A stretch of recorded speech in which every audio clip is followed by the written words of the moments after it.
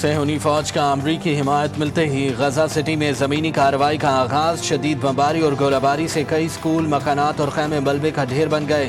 106 فلسطینی شہید، درجنوں زخمی۔ مغربی علاقوں میں شدید فائرنگ سے بھی کئی فلسطینی جان سے گئے۔ شدید حملوں کے بعد غزہ سٹی سے فرار میں تیزی، متاثرین کی قطاریں لگ گئیں۔ صہیونی وزیر دفاع اسرائیل کاٹز نے دھمکی دی ہے کہ فوج غزہ سٹی کو تباہ کر کے حماس کے قبرستان کا گواہ بنا دے گی۔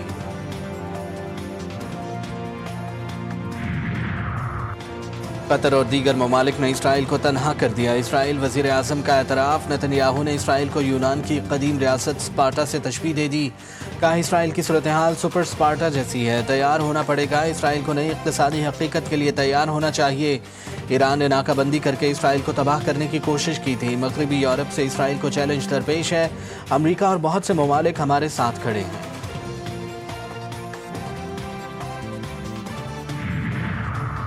وزیر اعظم کی 25 ستمبر کو امریکی صدر ڈونلڈ ٹرمپ سے ملاقات متوقع۔ ملاقات دورہ اقوام متحدہ کے دوران ہونے کا امکان۔ ملاقات کی کوششیں کامیاب ہوتی نظر آ رہی ہیں۔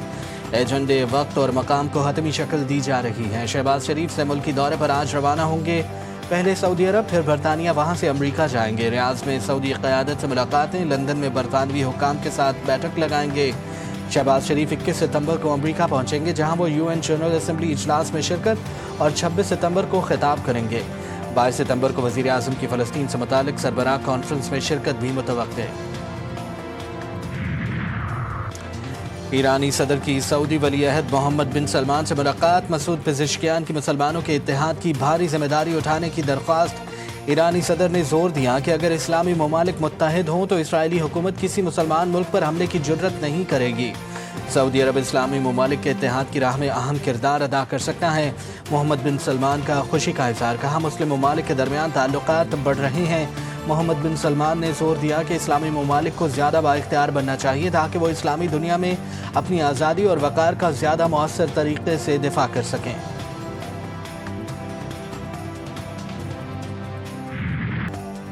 ایٹمی طاقت سے مسلح پاکستان مسلم امہ کے ساتھ کھڑا ہے اور ہماری صلاحیت دفاع کے لیے ہے۔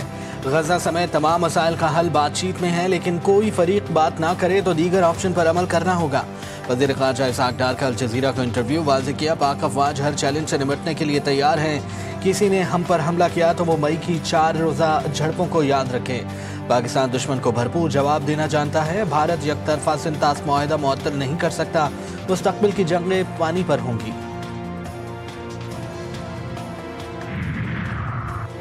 اقوام متحدہ کے تحقیقاتی کمیشن کی غزہ میں فلسطینیوں کی نسل کشی کی تصدیق۔ کمیشن کی سربراہ اور بین الاقوامی فوجداری عدالت کی سابق جج نوی پلے نے کہا کہ نتن یاہو اور دیگر حکام کے بیانات نسل کشی کے ارادے کا براہ راست ثبوت ہیں۔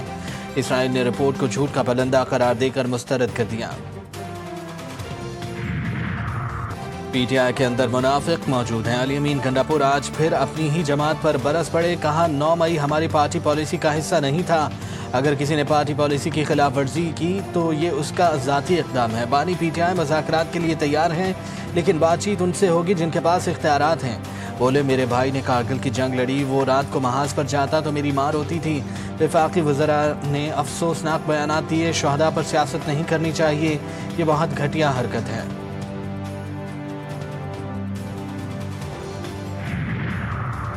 بارشوں کے باعث برفانی جھیلوں کے پھٹنے کا خدشہ۔ آج سے 19 ستمبر کے دوران ملک کے بالائی علاقوں میں مزید بارشیں متوقع۔ محکمہ موسمیات کے مطابق برفانی جھیلیں پھٹنے سے فلیش فلڈنگ اور نالوں میں طغیانی کا خدشہ بھی ہے۔